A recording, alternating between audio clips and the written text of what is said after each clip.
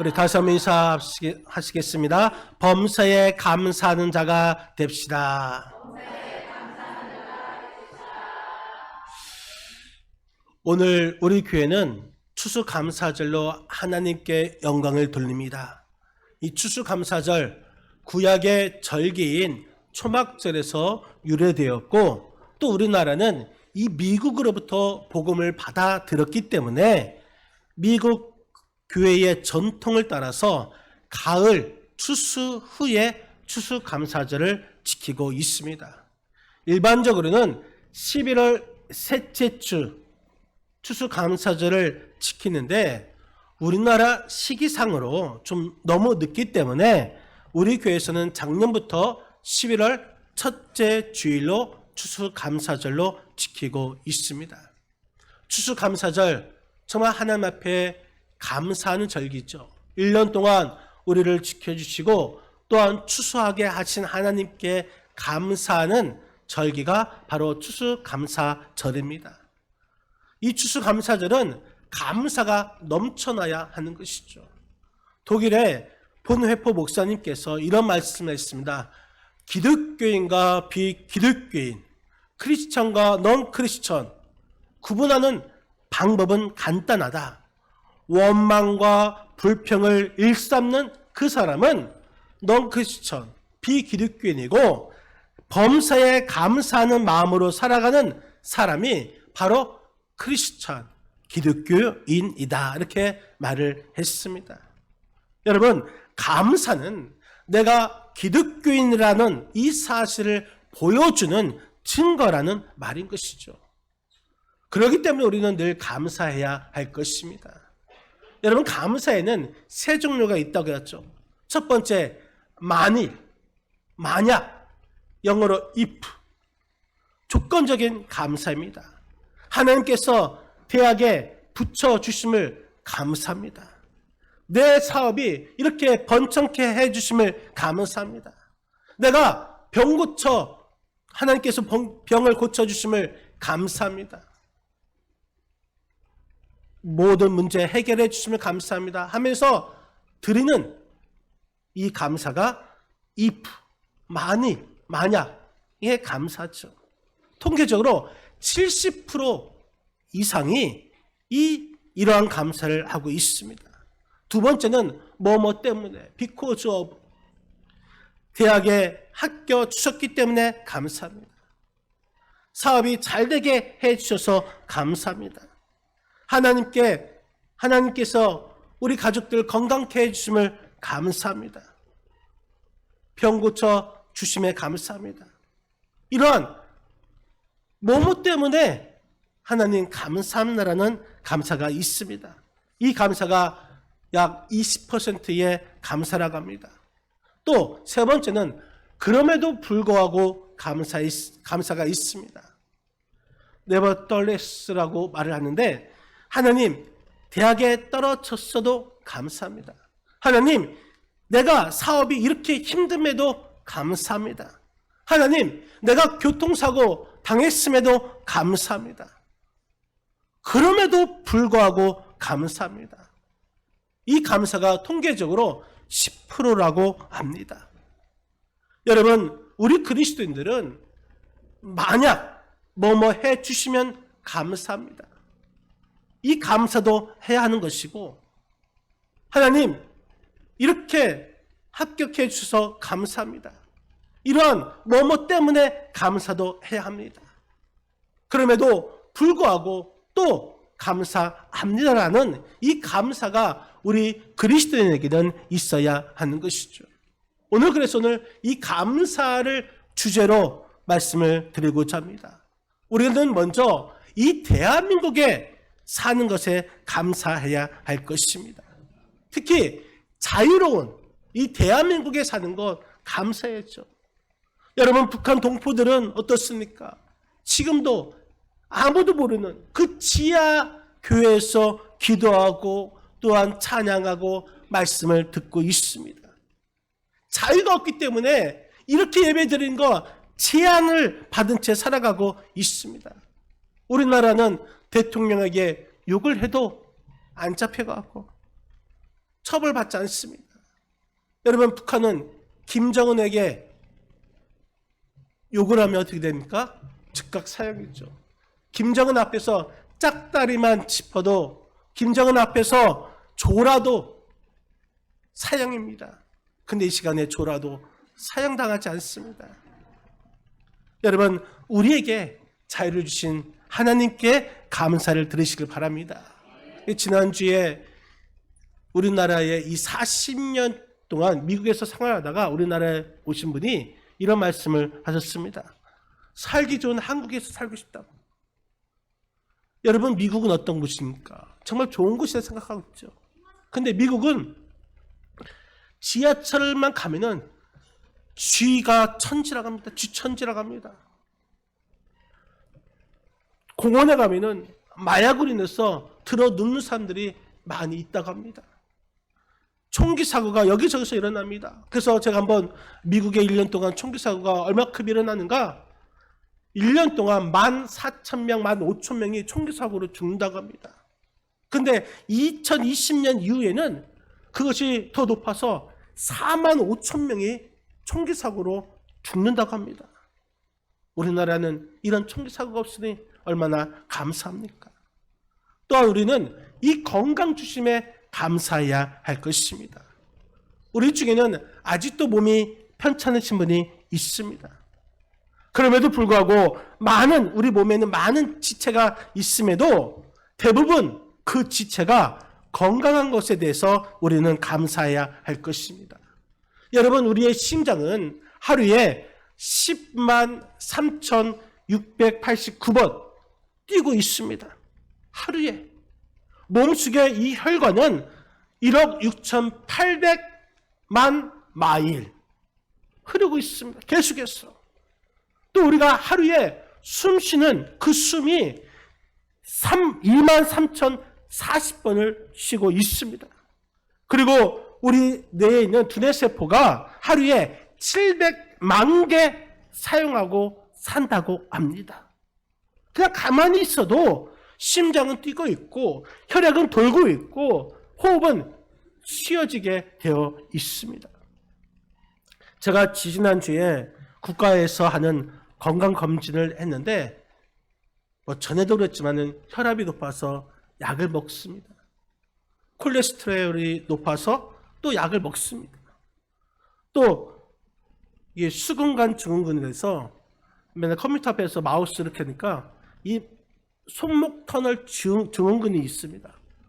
그래서 제가 권현미 집사님이 계시는 그 한의원에서 계속, 자주는 아니지만 일주일에 한 번은 침을 맞고 있습니다. 여러분, 그럼에도 불구하고 저는 감사합니다. 저 보기에 건강해 보이잖아요. 감사합니다. 우리는 건강을 인해서 감사해야 되는 것이고, 또 우리가 약한 것이 있다면 그 약한 것 때문에 하나님을 의지하고 하나님을 찾을 수 있음에 우리는 감사해야 될 줄 여러분 믿으시기를 바랍니다. 또 우리는 부유함으로 감사해야 할 것입니다. 어떤 분들은 내가 왜 부유하냐, 가난하다고 말을 합니다. 우리나라에서 남이 가진 것보다 내가 적게 가진 거 있으니 나는 부유함이 아니라 가난한 삶을 살고 있다, 이렇게 말하면서 불만을 이야기한 사람이 있습니다. 그런데 해석을 잘못해서 그렇습니다. 다르게 해석해야 합니다. 내가 무슨 말을 듣든지 어떤 상황에 처하든지 우리는 해석을 잘 해야 합니다. 해석이 중요한 것이죠. 여러분, 지금 우리가 한국 사회에 살기 때문에 내가 주변 사람들보다 가난하다고 생각할 수는 있습니다. 그런데 세계적으로 보면은 우리 삶은 완전히 다릅니다. 여러분, 우리나라는 세계의 95% 이상 다른 나라보다 잘 사는 나라입니다. 우리나라에 5세 이상부터 100세까지 다 핸드폰을 가지고 있는 나라입니다. 미얀마, 아프리카, 라오스, 캄보디아 하루에 1달러, 지금 1,200원 정도밖에 안 되죠. 그 돈으로 살아가는 그런 나라들이 많이 있습니다. 그들과 우리가 비교한다면 우리는 엄청난 부자일 것이죠. 그래서 우리는 감사해야 하는 것입니다. 우리 대한민국에 태어나서 살고 있는 것 하나님께 감사해야 하는 것이죠. 우리는 너무나 주변 사람과 비교해서 내가 못 살고 내가 가난하다고 생각할 수가 있지만 그럼에도 우리 하나님께서는 우리에게 많은 것을 주셨습니다. 그래서 우리는 하나님께 감사해야 될 줄 믿습니다. 무엇보다도 우리는 복음으로 구원받게 됐으니 감사하시기를 바랍니다. 우리에게는 많은 감사거리가 있지만 진짜 감사한 것은 내가 복음으로 인해서 구원을 받았으니 감사해야 하는 것입니다. 사실 우리는 우리 죄 때문에 지옥에 갈 수밖에 없는 그러한 삶인 것이죠. 인생입니다. 그런 존재입니다. 그러나 하나님께서 우리를 사랑해 주셔서 독생자 예수 그리스도를 이 땅에 보내셨고 그 예수님을 우리가 믿기만 하면 지옥이 아니라 천국, 구원의 은혜를 받게 됨을 여러분 믿으시기를 바랍니다. 이러한 복음이 믿어지는 은혜를 우리가 받았습니다. 그래서 복음으로 인해서 우리가 구원받았으니 여러분 감사하시기를 바랍니다. 그러면 우리는 왜 감사해야 할까요? 감사는 하나님의 뜻이기 때문인 것이죠. 오늘 보면 데살로니가전서 5장 18절 우리 다 같이 한번 읽겠습니다. 데살로니가전서 5장 18절 같이 읽겠습니다. 범사에 감사하라. 이것이 그리스도 예수 안에서 너희를 향하신 하나님의 뜻이니라. 아멘. 여러분 감사가 하나님의 뜻이라겠습니다. 그래서 우리는 감사해야 하는 것이죠. 유대인 탈무드에 이런 이야기가 있습니다. 정말 재미있는 이야기입니다. 잘 들으십시오. 잘 살던 부부가 이 의견 충돌로 사사건건 다투기 시작했습니다.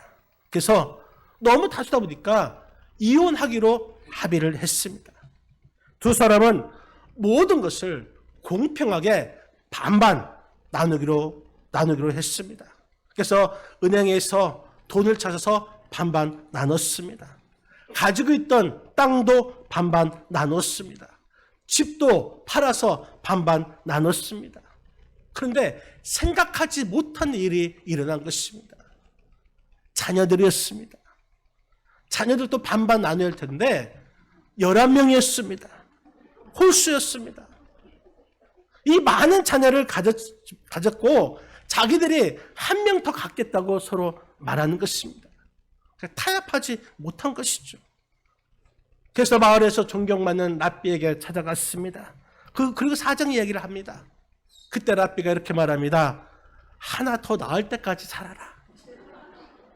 그래서 그 두 사람은 랍비의 말을 듣고 집으로 가서 집에 돌아가자마자 빨리 아이를 만들자. 그리고 이혼을 하자. 하고 침대에 들어갔습니다. 10개월 후 아이가 나왔습니다. 근데 이게 웬일입니까? 쌍둥이였습니다. 부부는 이혼하지 말고 함께 살라는 하나님의 뜻임을 깨닫고 그 이후부터 행복하게 살았다는 것입니다. 여러분, 우리가 살다 보면 하나님의 뜻이 선명하게 알아지는 것도 있지만은 때로는 이것이 하나님의 뜻인가? 이것을 몰라 당황할 때가 있습니다. 내가 어디로 가야 할지, 무엇을 해야 할지, 어떤 것을 선택할지, 무엇이 하나님의 뜻인지 몰라서 답답할 때가 있습니다.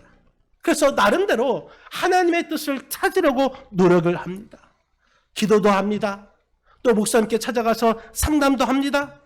그런데 작정기도 하지 않아도 또 목사님께 상담하지 않아도 믿음의 선배들을 찾아가지 않아도 알 수 있는 하나님의 뜻이 있습니다. 그것이 바로 감사하는 것입니다. 범사에 감사하는 것, 범사에 감사하라. 이것이 그리스도 예수 안에서 너희를 향하시는 하나님의 뜻이니라. 하나님의 뜻, 이것이 감사라는 것입니다. 범사에 감사하는 것, 이것이 하나님의 뜻이라는 것입니다. 이것을 성경에서 확실하게 기록해 두셨습니다. 하락에는 범사에 감사하시기를 바랍니다.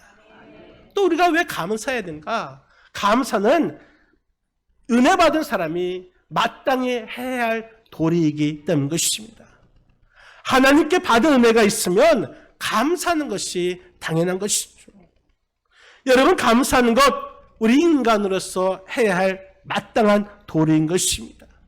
그럼에도 불구하고 많은 사람들이 이 도리를 행하지 않고 있습니다.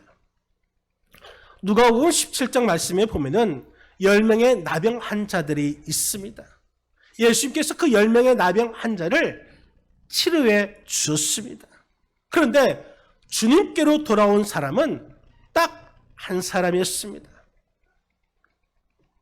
9명은 감사할, 마땅히 할 그 도리를 하지 않았습니다.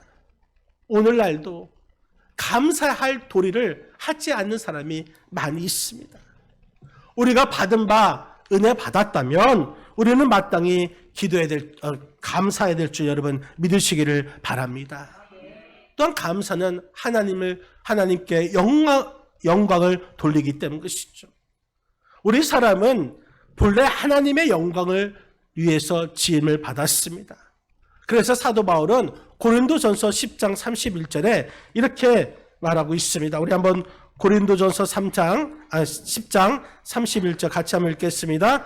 그런즉 너희가 먹든지 마시든지 무엇을 하든지 다 하나님의 영광을 위하여 하라. 아멘. 너희가 먹든지 마시든지 무엇을 하든지 다 하나님의 영광을 위하여 하라. 우리가 하나님의 영광을 드러내는 방법, 이것이 바로 감사라는 것입니다.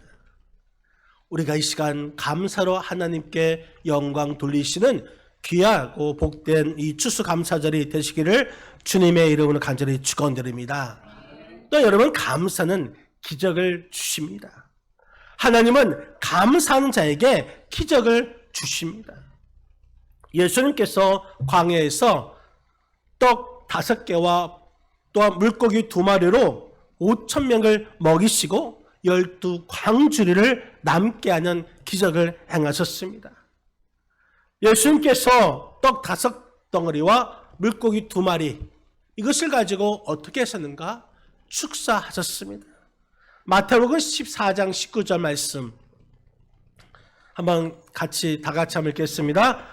무리를 명하여 잔디 위에 앉히시고 떡 5개와 물고기 2마리를 가지사 하늘을 우러러 축사하시고 떡을 떼어 제자들에게 주심에 제자들이 무리에게 주니. 하늘을 우러러 축사하시고, 이 축사라는 이 말씀은 감사 기도라는 말씀인 것입니다.